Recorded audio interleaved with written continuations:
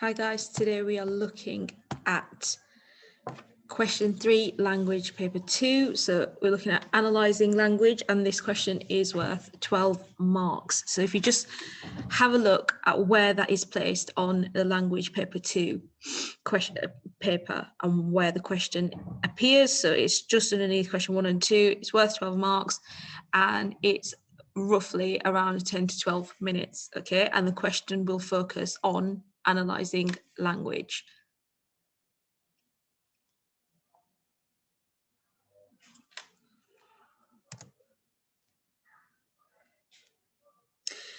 So, two keywords that you can use in your responses when you're writing up your question, answer to the question, are the following: permeate and reinforce.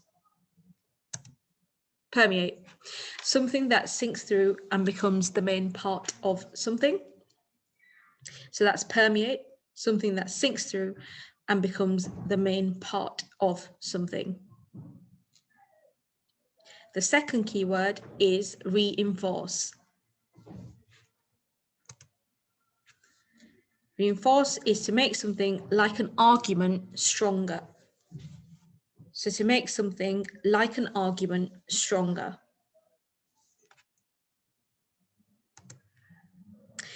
So this is how the question will appear in your paper. So remember, language paper 2 is analysing non-fiction texts. You've just done language paper 2 question 1, and then you've done language paper 2 question 2. So this is language paper 2 question 3. This will ask you something along the lines of, how does the writer use language to describe the power of the sea? 12 marks.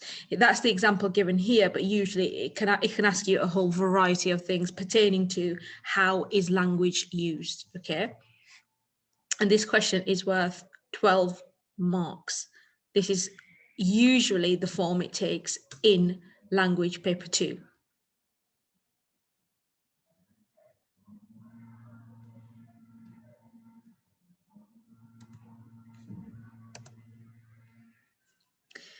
So again, just to reinforce, this is exactly like paper 1 question 2, only with more marks.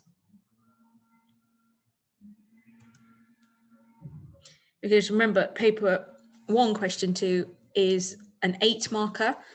Make sure to choose the right source for this question.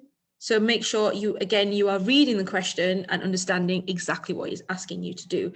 So if you start speaking about source B, for example, you won't get any marks. Remember, you need to be very specific with the effects chosen. So the question here, how does a writer use language to describe a dog's role in a person's life? So this question imitates language paper 2, question 3. How does the writer use language, for instance? Okay, so the extract itself. George Graham Best was a US lawyer. This is an extract from a speech he delivered during the trial of a man accused of killing a dog. Gentlemen of the jury, the best friend a man has in the world may turn against him and become his enemy. His son or daughter that he has reared with loving care may prove ungrateful. Those who are nearest and dearest to us, those whom we trust with our happiness and our good name, may become traitors to their faith. The money that a man has, he may lose. It flies away from him, perhaps when he needs it most. A man's reputation may be sacrificed in a moment of ill-considered action. The people who are prone to fall on their knees to do us honour when success is with us may be the first to throw the stone of malice when failure settles its cloud upon our heads. The one absolutely unselfish friend that man can have in this selfish world, the one that never deserts him, the one that never proves ungrateful or treacherous, is his dog. A man's dog stands by him in prosperity and in poverty, in health and in sickness. He will sleep on the cold ground where the wintry winds blow and snow drives fiercely, if only he may be near his master's side. He will kiss the hand that has no food to offer. He will lick the wounds and sores that come in encounters with the roughness of the world. He guards the sleep of his pauper master as if he were a prince.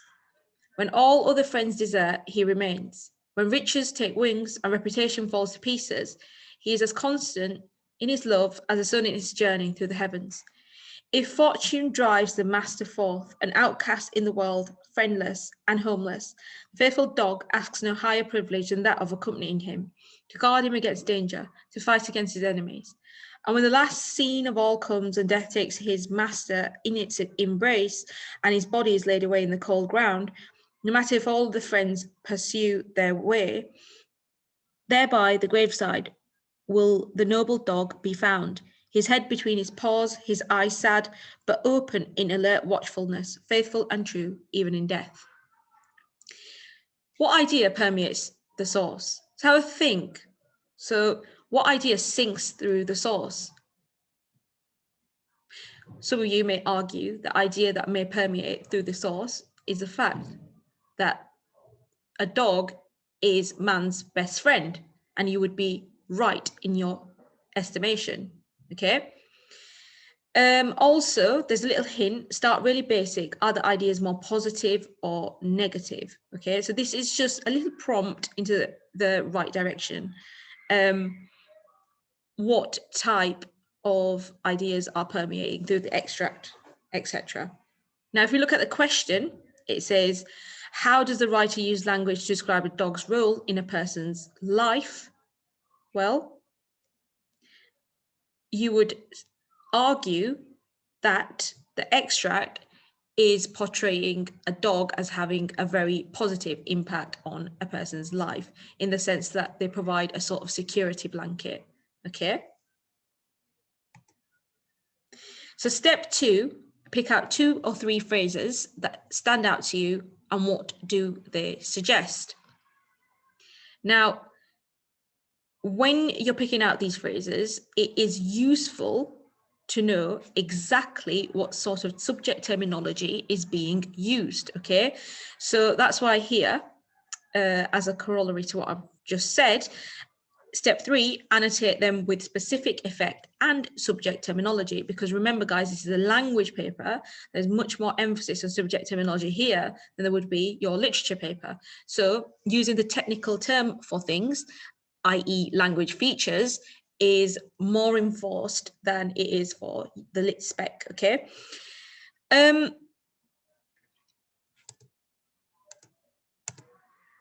So here are some examples. Repetition of he will shows that he will do something. The adjective faithful shows what the dog is like. The adjective noble paints a picture in the reader's mind. Well, okay. The thing here, presented here, the technique presented here is perhaps a student has picked out these examples and decided to analyze them in this way. Now, they might not technically be wrong in what they are saying, but these inferences are very simple. The analysis is not reaching far enough. So for example, if you were analyzing, for example, the noun dog, if someone was to write dog represents an animal, that would be a very simple inference, okay? It's not actually an inference at all. You're just giving the denotation, the literal meaning. But what we're trying to get from you is the hidden meanings, so the connotations, okay? So that's what we have here. We have sort of a mixture of literal meanings, but also very simple inferences, very simple analysis, okay?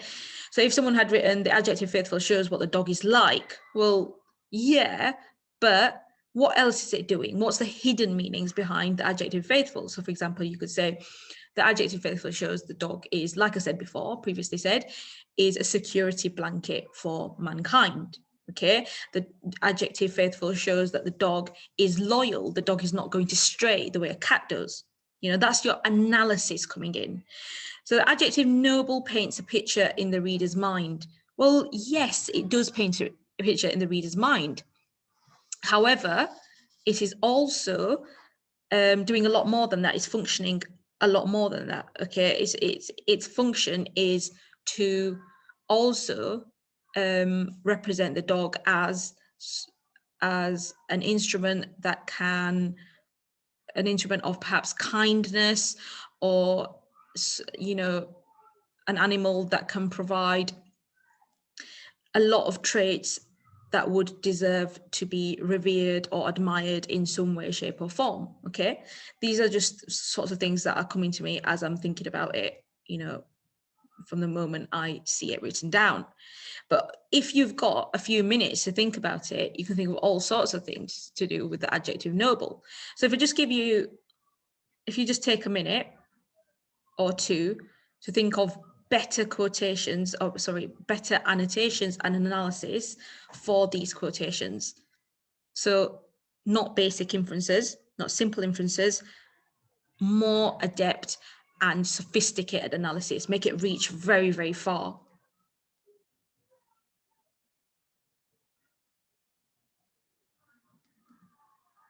Okay.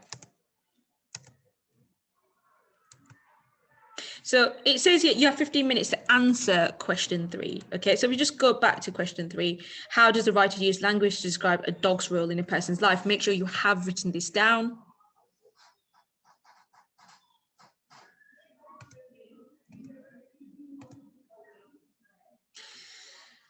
Then this is a way you can respond to question 3. Okay, so you can write a sense of, and then fill in that gap. What do you think it is? A sense of loving or reverence of the dog, or a sense of admiration for the dog permeates the extract. Okay, then you move on to step 2, which is the writer uses the phrase. So then pick a quotation from the class. Okay, pick a quotation from the extract and write that down, and to highlight, imply, suggest that, and then write what it suggests. So some sophisticated analysis. We don't want simple inferences. For instance, if you were to write the dog, you know, a sense of dog permeates the extract, the writer uses the phrase dog to highlight, imply, suggest that there is a dog. You know, you're not showing any inference or analysis, you're just showing your copying skills, and that's what we want to steer clear from. Okay, then we want some keyword analysis. So the word name, the word class, etc., implies the idea of. So for instance, if you had the adjective, implies the idea that or of, and then an additional interpretation. So this is reinforced through. So if you just take about 5 minutes writing up your response, and then hand it into your teacher when you arrive back for review, and we look forward to seeing you soon.